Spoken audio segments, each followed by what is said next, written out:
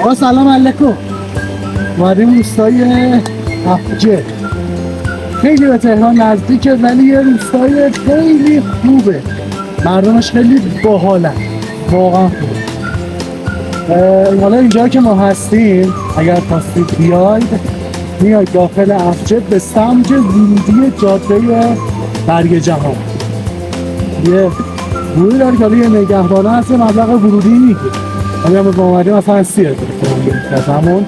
ولی خب یه پارکینگ در اختیارتون قرار میده که ماشین رو اونجا پارک کنید. قراره که همین بغله بگیریم بریم بالا ببینیم که به کجا میرسیم و به تجربه خوبی از طبیعت‌گرد داشته باشیم. در طبیعت دوباره انرژی مثبت بهمون نزدیک شو بتونیم یه هفته خیلی خوبی رو بسازیم. همراه هم که بهار عزیزم، عشق دلم، همسر زیبایم کنارم هست. سلام علیکم. سلام. آره همیشه همگام با هم دیگه طبیعت رو میگردیم و لذت میبریم از طبیعت. بریم جلوتر که ببینیم چه خبره. برو بریم. خب تقریبا یه 5 دقیقه‌ای هستش که این مسیر رو دارید بیاد. البته بهار گرفت شده وایساد و خیلی باحاله. مقداری رودخانه‌ای که بغلمون هست، صدای آب خیلی لذت بخشه. خدا که اینه بیایی چند دقیقه‌ای بشینی یا چند ساعتی بشینی مدیتیشن کنی و حالت رو خوب کنی. واقعا جای زیبا و باحالیه. خدا رو شکر. جای قشنگیه.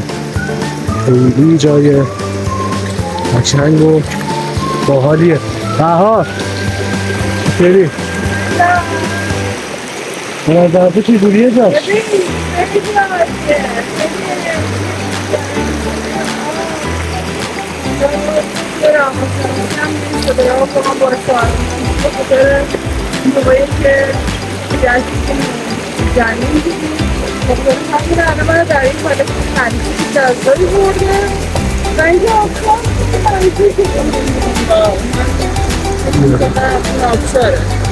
بهارم که تو حالت خصیص من بود و همه رو به آبشار کنم.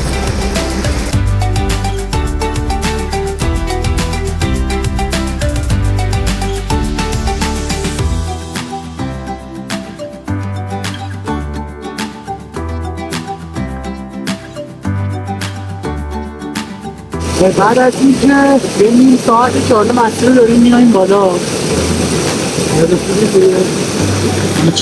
غذایی بکنیم، استراحتی بکنیم و یه کارت ویدیویی هم بگیریم. کلاً در رابطه با روستای افجه خب 2 تا آبشار داره. یکی از خیلی معروفه در واقع دشت هویجشه که خیلی معروفه و اینکه جز توابع لواساناته و خیلی نزدیک به تهرانه و مردم کمتر میان اینجا نسبت به دربند و حالا جاهای دیگه که خیلی شلوغه. عملا مثلا من خودم دربند اصلا دوست ندارم. چرا؟ چون تو واردش میشی یکی میخواد نواشک بکنه، یکی میخواد باقالی بکنه تو حلقه، اون مثلا میتونه شینه قلیون بکنه. بعد خیلی اینجا بالتره، خلوت‌تره، بالتره، خیلی ویو بهتری داره. بعد خیلی فکر باحاله.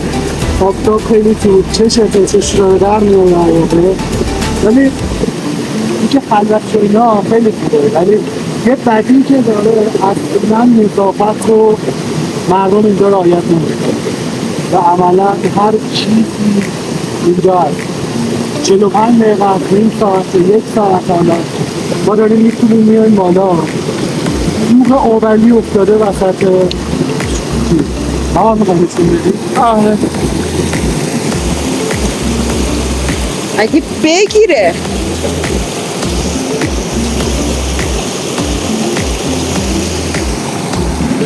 بفرمایید بقیه سخنانی ها. روح آبلی افتاده مثلا من رسوی تو چون اینو داشتی 45 دقیقه 1 ساعت با اون بارو بندی پاشی بیایی تا اینجا جون اینو نبیری اونو برداری از کجا. و من نکته دیگه بگم شدم به سرفه کردن افتادم. هوای طبیعت داشته باشیم آقا، یه لذت میبری، استفادهتون میکنی، به طبیعت میگی دمت گرم، حال میدی بهت، تو هم هواشو داشته باش دیگه. این پیرایی لذت میبری، صدای آبو گوش میدی، حال میکنی، نکن. هم حال طبیعت رو میگیری، هم نفر بعدی که داره میرن طبیعت استفاده کنه اون لذت پاکیزگی رو نمیبره. نمیدونم، من فعلا حرفی ندارم میگم بها جان. یه نکته این که من اصلا چیپس پفک نیستم اصلا، بیتون من انقدر چیپس پفک دیدم اینجا الان یه دونه از پشته بله که حوث پفک کردم دلم بفهمیدم اگه کوپه واسم یه پفک بیاره. آره خیلی یعنی بعدیه. من اصلا هیچ صبح یه بار مصرم کلی چیپس و پفک و هر چیزی که بگیم. نه شاید بدی ما ایرانی ها اینه که بعضا قدر چیزهایی که داریم رو نمیدونیم. این طبیعت چیزیه که داریم، مفت و مجانیه، داریم میریم لذت ببریم، استفادهش رو کنیم، بهایی پرداخت نمی کنیم. هواشو داشته باشه حداقل. ببینید زیبایی، باحالی، ببین چقدر قشنگه. داریم این زیبایی داریم میای لذت میبریم، داریم میای استفاده میکنیم، ولی خب بهایی پرداخت نمی کنیم. شاید چون بهایی پرداخت نمی کنی قدرش رو نمی کنی. دقیقا واسه این آقا بهای یه چیزی رو اگه پرداخت کنیم قدر اون چیز رو میدونیم، ولی چون بهای این طبیعت مفت و مجانی رو پرداخت نمی کنیم قدرش رو نمی کنیم. حالا دم شما گم که داریم این ویدیو رو میبینیم و حادیده نمی کنیم. خب ما تقریبا یه 2-3 ساعتی فقط همین مسیر رودخونه رو گرفتیم اومدیم بالا، یعنی از وسط رودخونه و سنگاش و اینا، ولی تصمیم گرفتیم که دیگه اینجا رو مسیر رودخونهش نریم. یه ذره احساس میکنم که این یه تریل پیاده روی هست، از این تریل پیاده روی فکر کنم بهش استفاده کرد. بریم حالا جلوتر ببینیم که چی میشود. آره خوب هم هیچی هم نداشتیم، یه سخت اونم بهترین خوبی اینجا اون آرامششه، خیلی آرامش داره و خوبش اینه که خلوته، مردم اونقدر یعنی این چند ساعتی که ما الان داریم میاییم بالا، حالا من و بهار بودیم فقط و اینکه یه بنده خدایی با باطنش که بوده دیگه داشت کار میکرد دیگه، اهالی همینجا بودن، نه توریست بود نه گردشگر بودن، طبیعتگرد. امیدوارم که خرس رو نخوره و منطقه محافظت نشده هم هست. منطقه محافظت نشده هست، ولی خیلی ویوش باحال. و اون کوه رو اون بالا رو بگی بسه ببینم مخوام نخوریده باشه.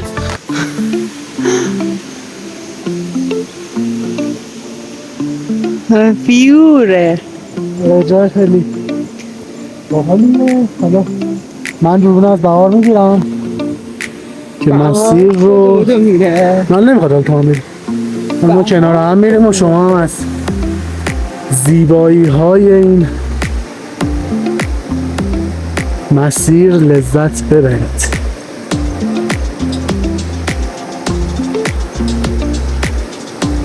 خب تریلش به پایان رسید و دوباره بریم از توی چیز بریم از تو رودخونه. آره نمیشه، باید از تو رودخونه بریم کلن اینجا رو.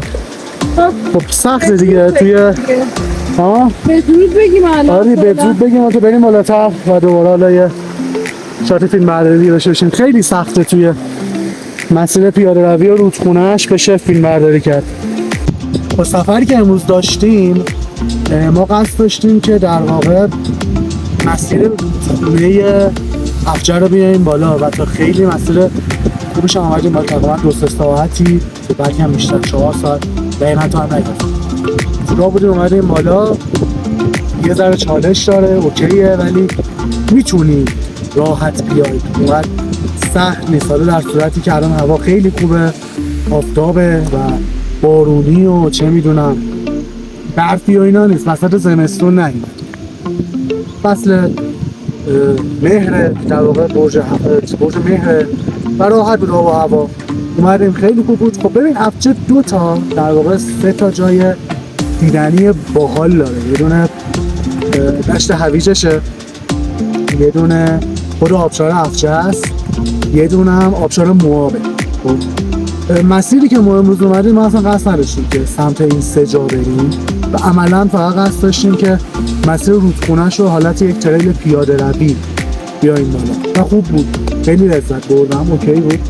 ولی خب دفعات دیگه میام سمت آبشاراش، میام سمت دشت هویجش و 100% از اونجا هم یه ولاگ تور تهیه میکنیم و توی کانال آپلود میکنیم. خیلی باحال، طبیعت گردی خیلی باحاله، خیلی آرامش میده، شخصا خیلی انرژی میده به من.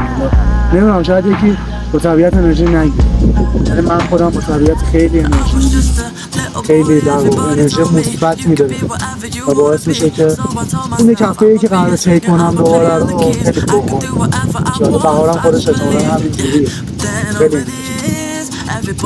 بریم تا ویدیوی بعدی، نمیدونم کجا، نمیدونم کی، ولی به زودی یه جای خیلی خوب. بای بای.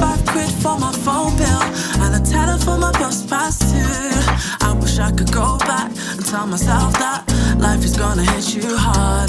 They say money won't buy you happiness, but being broke really ain't a good time. So all I want is just to get paid, and no, I ain't ashamed of trying to make a wage. No, money, money, money, money, money makes the world go round. I need money, money, money, money, money.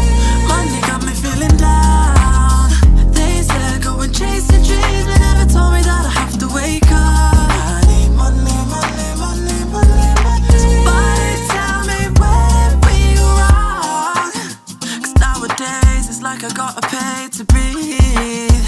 Why are we romanticizing working 9 to 5 and stifling our dreams? They tell me think about the future, yeah, but what if I don't even make it there? I don't wanna be worrying about that, but that's been where my mind. 'Cause now it's like 55 quid for my phone bill and a tenner for my bus pass too. I wish I could go back and tell myself that life is gonna hit you hard.